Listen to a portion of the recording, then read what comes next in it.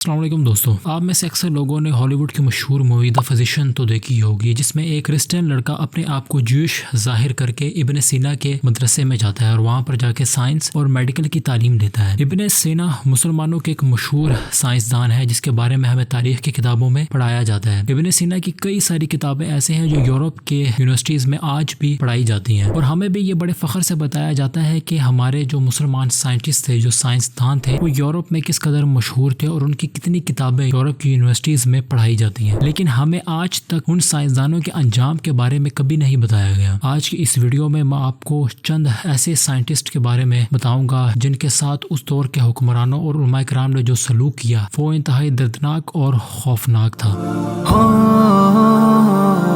یعقوب Al-Kindi مسلمانوں کے مشہور فلسفر اور میتھمیٹیشین تھے۔ ان کے بارے میں کہا جاتا ہے کہ یہ پہلے مسلم عرب فلسفر ہیں جنہوں نے فلسفی، میتھمیٹکس، کیمسٹری، میوزک کے اوپر بے شمار کتابیں لکھی۔ الکندی کے نظریات سے اختلاف رکھنے والے خلیفہ کو جب منصب ملا تو اس نے اپنے مذہبی نمائندوں کو خوش کرنے کے لیے الکندی کا کتب خانہ ضبط کروا لیا اور 60 برس کی عمر میں اپنے سپاہیوں کو حکم دیا کہ وہ الکندی کو کوڑے مارے۔ ہر کوڑے پر الکندی چیخ مارتا اور جو تماشبین وہاں پر موجود ہوتے وہ کہکہا لگاتے، لیکن حقیقت میں وہ کوڑے مسلمانوں کے مستقبل پر برسائے جا رہے تھے۔ ابن رشد 12ویں صدی کے مشہور مسلم سائنٹسٹ گزرے ہیں اور ان کی کتابیں یورپ کی یونیورسٹیز میں کئی سال تک پڑھائی گئی ہیں۔ یورپ کی آپ جتنی بھی ترقی اس وقت دیکھ رہے ہیں وہ انہی کی تعلیمات کو بنیاد بنا کر کی گئی ہیں۔ ابن رشد کو بے دین قرار دے دیا گیا تھا اور اس کا جو کتب خانہ تھا اس کو آگ لگا دی گئی، اور ایک روایت میں یہ بھی ملتا ہے کہ اسے مسجد کے ایک ستون کے ساتھ باندھا گیا اور نمازیوں سے کہا گیا کہ وہ اس کے منہ پر تھوکے، اور نماز کے بعد جو بھی نمازی وہاں سے گزرتا تھا وہ ابن رشد کے منہ پر تھوک کے جاتا تھا۔ اس عظیم سائنٹسٹ نے اپنے زندگی کے آخری سال انتہائی گمنامی میں بسر کیے۔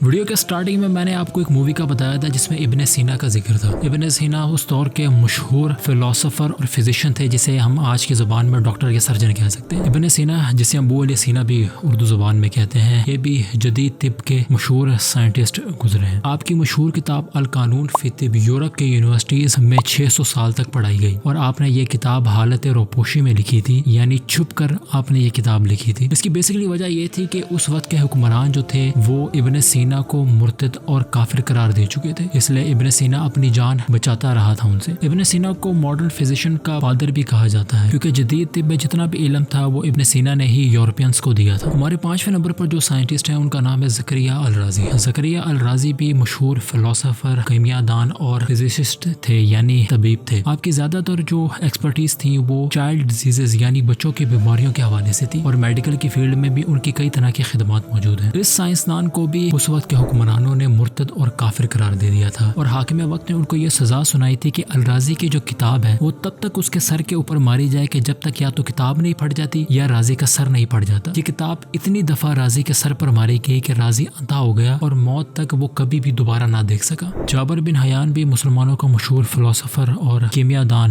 یعنی کیمسٹ گزرا ہے۔ جابر بن حیان کو فادر آف کیمسٹری یعنی کیمسٹری کا باپ بھی کہا جاتا ہے۔ یہی وجہ تھی کہ جابر بن حیان جو تھا وہ لوگوں میں کافی مشہور ہو گیا، اور اس وقت کا جو حکمران تھا اس کو یہ چیز بہت زیادہ کھٹکنے لگی کہ جابر بن حیان اتنا مشہور کیوں ہو رہا ہے۔ اس نے جابر بن حیان کے ساتھ انتقامی کارروائی کی اور اس کا خراسان میں رہنا مشکل ہو گیا۔ اس کی والدہ کو بڑھاپے کی عمر میں کوڑے مار مار کر شہید کر دیا گیا۔ جابر بن حیان نے اپنی کتابیں اور لیبارٹری کا جو بھی ساز و سامان تھا تھوڑا بہت وہ اٹھایا اور عراق کے شہر بصرہ چلا گیا، اور وہاں پر بھی لوگوں میں کافی مشہور ہو گیا۔ جابر بن حیان کی شہرت بصرہ کے حکمران سے بھی ہضم نہ ہوئی تو اس نے جابر پر کئی قسم کے اعتراضات اٹھا دیے۔ اس نے جابر پر الزامات لگائے کہ جابر جو ہے وہ مرتد ہو چکا ہے اور وہ اب اسلام اور مذہب پر سوالات اٹھاتا ہے۔ اس وقت کے قاضی نے جابر بن حیان کو سزائے موت کی سزا سنا دی، اور یوں جس جابر بن حیان کو آج کا مغرب بابائے کیمیا یعنی فادر آف کیمسٹری کہتی ہے، اس کے اپنے ہی لوگوں نے اس کو جادوگر، مرتد اور اسلام سے بے دخل قرار دے کر سزائے موت دے دی۔ ویڈیو کے آخر پر ہم جس سائنسدان کا ذکر کریں گے وہ پاکستان کے مشہور سائنٹسٹ ڈاکٹر عبدالقدیر خان ہے۔ ڈاکٹر عبدالقدیر خان